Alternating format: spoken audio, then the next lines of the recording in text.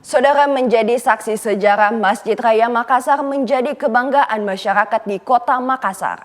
Bukan hanya sebagai tempat ibadah, masjid ini menjadi tujuan wisata religi bagi banyak peziarah serta pengunjung yang ingin menyelami nilai spiritual dalam suasana yang tenang.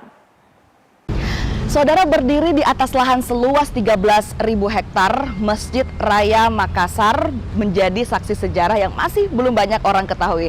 Salah satunya adalah menjadi pusat perjuangan masyarakat Makassar melawan penjajah. Saat ini di zaman modern, Masjid Raya Makassar bukan hanya difungsikan sebagai tempat ibadah, tetapi juga sebagai pusat kegiatan-kegiatan religi. Masjid Raya Makassar mulai dibangun pada tahun 1947 dan selesai pada tahun 1949. Dengan kapasitas hampir 10.000 orang, Masjid Raya diprakarsai oleh seorang ulama asal Kabupaten Bone, Kiai Haji Ahmad Bone. Terletak di sudut Jalan Masjid Raya Makassar ini pernah menjadi tempat singgah dan pelaksanaan sholat Jumat oleh Presiden pertama Republik Indonesia Soekarno pada tahun 1957 dan Presiden kedua Republik Indonesia Soeharto pada tahun 1967. Sejarah pembangunan Masjid Raya Makassar ini di atas lahan kurang lebih 13.000 meter persegi. Itu dulunya lapangan sepak bola. Kemudian seorang ulama dari Bone, nama beliau adalah Kiai Haji Ahmad Bone, memprakarsai untuk dibangunnya sebuah masjid. Maka pada tahun 47 diadakanlah sayembara untuk merancang sebuah masjid besar di Makassar waktu itu dimenangkan oleh Bapak Subagio atau Subaryo ya waktu itu.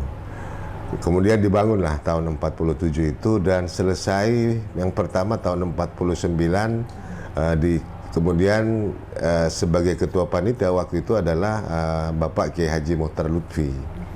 Dan pada saat itu juga beliau diangkat sebagai ketua Yayasan Masjid Raya yang pertama. Iya. Kemudian tahun 2009 itu mengadakan renovasi karena sesuai informasi yang pernah melihat tata letak Masjid Raya ini, kalau dilihat dari atas itu ada yang bilang mirip kapal perang dari salah satu negara.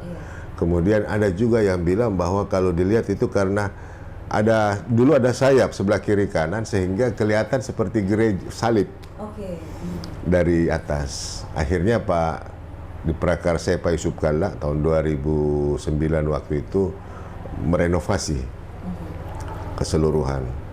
Salah satu yang jadi daya tarik masjid ini adalah kehadiran Al-Quran raksasa. Dari 5 Al-Quran raksasa yang ada di Indonesia, satu di antaranya adalah di Masjid Raya Makassar.